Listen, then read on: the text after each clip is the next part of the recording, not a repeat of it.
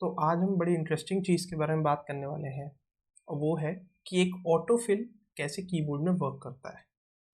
तो ये वीडियो मैं क्यों लेकर आया हूँ, असल में हम एक एमएल की प्लेलिस्ट कर रहे थे।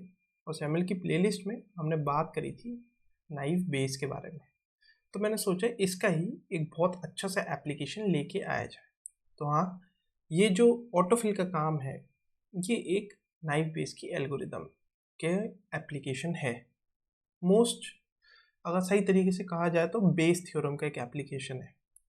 तो आपने देखा होगा कि कैसे कीबोर्ड पे जब आप टाइप करते हैं तो एक आपको ऑटोफिल वर्ड दे दिया आता है कि हाँ आप सीधे इस पर क्लिक कर दीजिए। तो ये चीज़ कैसे होती है, हिंट मैंने आपको दे दिया कि ये नाइव बेस और बेस थ्योरम का एप्लीकेशन है। तो अब डायरेक्टली आते हैं और इस पर बात करते हैं। तो एक सेंटेंस है आपके पास। सेंटेंस क्या है? एक टेक्स्ट डॉक्यूमेंट है।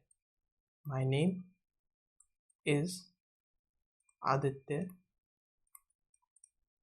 I live in Chennai. ठीक है, ऐसे करके एक टेक्स्ट डॉक्यूमेंट है और काफ़ी बड़ा हो सकता है, thousands of millions of words हो सकते हैं।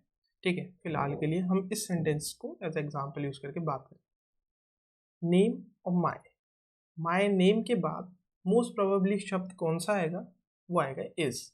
अब प्रोबेबली की बात कर दी है तो मैंने प्रोबेबिलिटी हम निकालेंगे, लेकिन कैसे निकालेंगे बात करते हैं। जैसे आई लिव आया तो यहाँ पे इन की प्रोबेबिलिटी है। तो यही चीज़ जो हम यूज़ करते हैं, जो हमारा ब्रेन यूज़ करता है, ब्रेन क्या करता है? माई नेम के बाद भाई इजी आता है, माई नेम इज।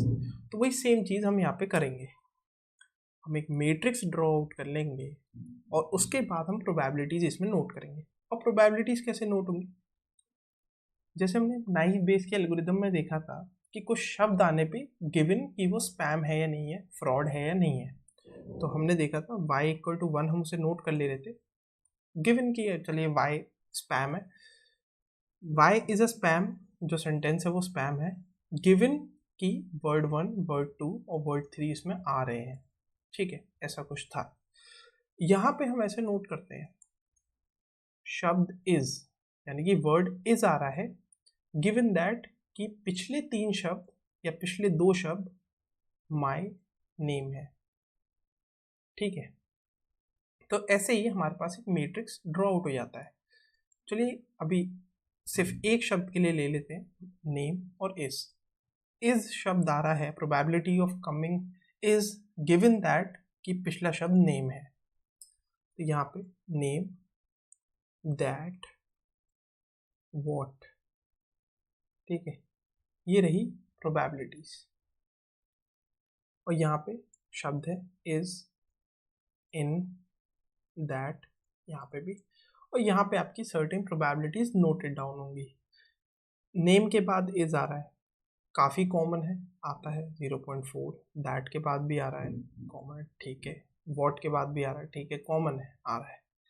ये प्रोबेबिलिटीज आपकी नोट हो गई। ऐसे ही आपने नेम इन नहीं आता यूजुअली, नेम के बाद जो शब्द इन है काफ़ी लो प्रोबेबिलिटी आने की या नेग्लिजिबल है, ये ग्रामेटिकली ठीक ही नहीं है ना। तो यहाँ पे 0.001 ऐसे करके, और दैट इन ये भी बहुत कम रहती है, 0.002 ऐसे करके। वॉट इन ये भी काफ़ी कम यूज़ होता है, 0.1 ऐसे करके लो प्रोबेबिलिटीज हैं। दैट नेम ये भी काफ़ी लो है, तो ऐसे सर्टेन प्रोबेबिलिटीज आएंगी। अब आपके पास एक सेट ऑफ प्रोबेबिलिटीज हो गया, एक मैट्रिक्स तैयार हो गया। होता क्या है, आपका कीबोर्ड क्या करता है, जैसे ही शब्द नेम आया वो क्या करता है, इस लाइन को सॉर्ट कर देता है नेम के आने के बाद कि हाँ ये नेम शब्द आ गया, अब एक काम करो इसको सॉर्ट कर लो। अब ये सॉर्ट करने के बाद एक हाईएस्ट प्रोबेबिलिटी आती है और उसने हाईएस्ट 3 प्रोबेबिलिटीज मान लीजिए ले ली। ठीक है, अब आपका कीबोर्ड है, यहाँ पे आपको प्रेडिक्शन देनी है। ठीक है, तो वो क्या करेगा, सॉर्ट करने के बाद जिसके आने की प्रोबेबिलिटी सबसे ज़्यादा है। और ये प्रोबेबिलिटीज कहाँ से नोट होंगी? प्रोबेबिलिटीज जो आप नोट करेंगे वो करेंगे अपने टेक्स्ट डेटा से। यहाँ पे आप अलग अलग शब्द लेंगे और देखेंगे कि नेम के साथ कौन कौन से शब्द कितनी बार आ रहे हैं। एक टेक्स्ट डॉक्यूमेंट रहेगा अराउंड मिलियंस ऑफ शब्दों का एक बहुत अच्छा सा टेक्स्ट रहेगा, कोई बुक ले लीजिए और आप उस पर ट्रेन करिए, ठीक है। फिर आप प्रोबेबिलिटीज नोट कर लीजिए, सॉर्ट करिए जब भी वो शब्द आ रहा है। नेम शब्द आया यहाँ, आपने सॉर्ट करा, नेम के बाद कौन सा है, इस, ठीक है। नेम के साथ और क्या, नेम ऑन द लिस्ट, तो मान लीजिए थर्ड ऑन आया, फिर उसके बाद दैट आया, third most probable. Highest probability इसके आने की है, फिर ऑन की है, फिर दैट की है। तो सिंपली आपके कीबोर्ड ने वो दिखा दिया। लेकिन एक चीज़ के बारे में और बात करते हैं, हम सिर्फ नेम ही क्यों लें? तो हमें किसी ने ये तो नहीं कहा कि भाई तुम्हें एक ही शब्द लेना है पीछे का, तुम और कॉन्टेक्स्ट लो और चीज़ें जानो। तो उन्होंने कहा चलो पीछे के 2 शब्द ले, तो हमारे पास और ज़्यादा कंटेक्स्ट हो जाएगा कि हाँ यार और पहले किस बारे में बात हो रही है, तो हमारे पास कंटेक्स्ट आ जाएगा एक। तो ये जो चीज़ है कि आप कितने शब्द ले रहे हैं पीछे के, इस चीज़ को कहते हैं इन ग्राम्स। यहाँ पे हम 2 ले रहे हैं तो 2 ग्राम्स यानी कि बाईग्राम्स, ठीक है, बाईग्राम्स। तो ऐसे ही आप कितने पीछे के शब्द ले रहे हैं, यही आपका मैट्रिक्स जो है वहाँ पे नेम की जगह ऐसा कुछ स्टोर होगा, माई कॉमा नेम, ठीक है। और ऐसे करके हर नेम, ऐसे करके भी होगा हर नेम, उसके बाद भी इसकी प्रोबेबिलिटी काफ़ी ज़्यादा। तो ऐसे करके आपका एक मैट्रिक्स बना हुआ है जिसमें कॉम्बिनेशन ऑफ 2 वर्ड्स और उनके साथ नेक्स्ट वर्ड की प्रोबेबिलिटीज। अब आपका ये एक ओवरव्यू मैं दे रहा हूँ, इसके पीछे काफ़ी प्री प्रोसेसिंग होती है, काफ़ी सारी चीज़ें होती हैं, उसके बारे में जब NLP आएगा तो बात करेंगे और कोशिश करेंगे इसे इम्प्लीमेंट करके भी दिखाया जाए।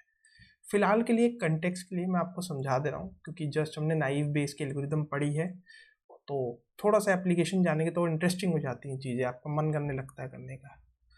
तो ऐसे करके हमारे पास बाईग्राम्स है, हम पीछे के 4 शब्द, 5 शब्द, 10 शब्द भी ले सकते हैं। बेसिकली 5 लिए जाते हैं, कई अगर आप एग्जाम्पल्स वगैरह देखें। और ये जो नाइव बेस वाला मेथड है ये वर्क फ़ोन में कैसे करता है, आपके पास ये प्रोबेबिलिटी का सेट जो था वो स्टोर रहता था। अब तो LSTMs और ट्रांसफॉर्मर्स वगैरह यूज़ होते हैं, पहले अराउंड 2012 तक 2013 तक ये यूज़ करा जाता था। और होता क्या था, आपकी जो कीबोर्ड की एप्लीकेशन होती है उसमें ये प्रोबेबिलिटी का डेटा एज अ मैट्रिक्स की फॉर्म में स्टोर रहता था। और आपने कभी देखा होगा कि आपके फ़ोन में कीबोर्ड जो है कुछ स्पेस घेरता है, वो इसी वजह से घेरता है, उसमें ये सब मैट्रिक्स वगैरह स्टोर्ड रहता है प्रोबेबिलिटीज़ वगैरह के साथ। तो जैसे जैसे आप टाइप करते थे वो हाईएस्ट प्रोबेबिलिटी निकाल के आपको इज, ऑन और दैट ऐसे करके शब्द प्रेडिक्शन एज अ प्रेडिक्शन दे देता है कि ठीक है अगला शब्द ये हो सकता है। सेम चीज़ आप वर्ड लेवल के बजाय कैरेक्टर लेवल पे कर सकते हैं। कैरेक्टर लेवल पे कैसे, जैसे आप शब्द लिख रहे हैं इंटरेस्टिंग, अब आपने इंटरेस्ट लिख दिया तो अगले 3 कैरेक्टर कुछ हो सकते हैं, ठीक है ना।